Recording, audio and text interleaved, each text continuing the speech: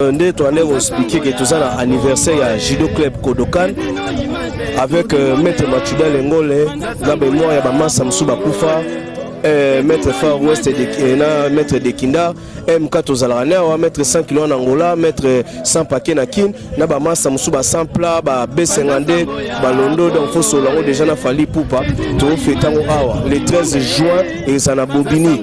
Donc ils ont la comédie musicale, tout bête ça.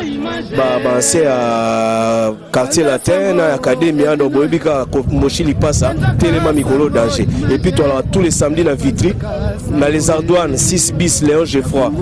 Donc on a des tokuta tous les samedis, moi on s'est déstressé, la bonne musique à la Rakuna. Place Monsieur Zate n'a pas à Rakuna. Donc Bisso Doza, le Bitozana, à Jikov, pour la mémoire à mettre Sok. Dans ces pays mingi, donc tout le monde a interview ou ni d'entraînement. Donc, mon esprit a bien, judo c'est la famille. Donc voilà, d'embrasser tout le monde, ma famille, et puis Bananga, Néo Christ, Théa Marie-Rose, et puis Sita Branco, côté gauche, quoi, Moukara, assure.